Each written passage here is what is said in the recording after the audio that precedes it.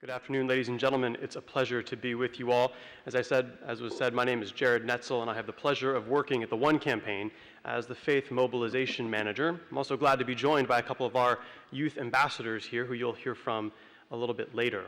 So One is an organization that was co-founded by Bono and other activists back in 2004, and is a campaigning and advocacy organization of more than 7 million members around the world, taking action to end extreme poverty and preventable disease, particularly in Africa.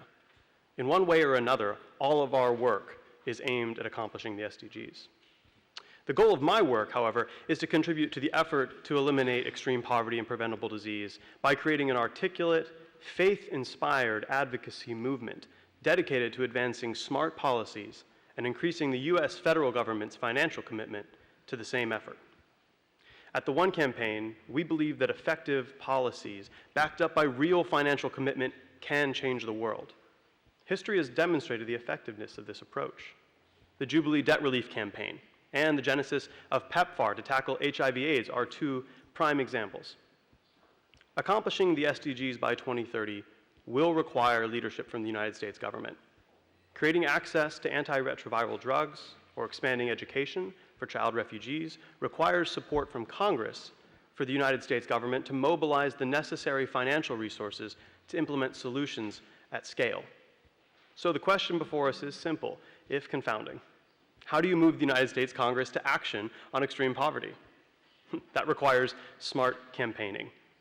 One has always engaged the political process, focused on people, developed effective policy, and leveraged pop culture to move decision makers to prioritize ending extreme poverty and preventable disease. We bring these four strategies, people, politics, policy, and pop culture, into a two-track political strategy. The first, insider politics. The second, public mobilization. Insider politics is compromise-driven brokering and is the art of the possible. However, outside grassroots pressure has a unique contribution. It affords a sense of democratic mandate to pursue specific policy ends. In short, smart grassroots advocacy defines what's possible for insider politics. Effective grassroots campaigning requires understanding the political context of the U.S. and the way in which key demographics exert influence on decision makers. In U.S. politics, young voters matter. Millennials are the largest generation in the United States. And in the U.S., faith matters. Despite the growth of those who select no affiliation, over 70% of the U.S. population still affirms some form of Christian faith. As a representative democratic republic, U.S. decision makers make their policy choices based on the political outcomes of those choices in their home state or district. According to internal proprietary analysis by the One Campaign, at least 18 members of our Congress who serve on relevant committees which influence U.S. foreign policy on extreme poverty are highly sensitive to the perspective of people of faith who they represent. In my work at One, we seek first to develop a diverse, politically savvy voice from within U.S. faith communities with a particular focus on young adults, advocating on the issues of extreme poverty and preventable disease.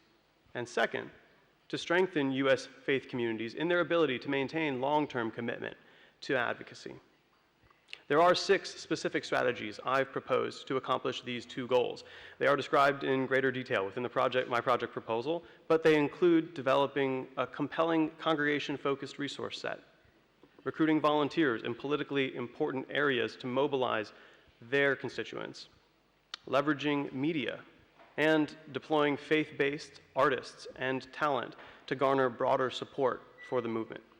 If you're interested in the details, I commend you to the full project description, or grab me during one of the breaks and we can chat. I'll close with a brief comment about the upcoming election in the United States. A week from Tuesday, we'll select a new president, and almost everyone knows the names of those running for our highest office. What most don't know is that in that same election, we'll decide who gets to set the agenda for the next era of our fight against extreme poverty.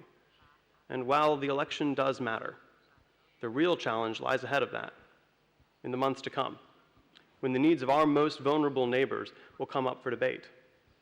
At One, we'll be working to make sure people of faith are there to ensure that the U.S. does its part to take us to the end of extreme poverty by 2030. Thank you. Thank you very much.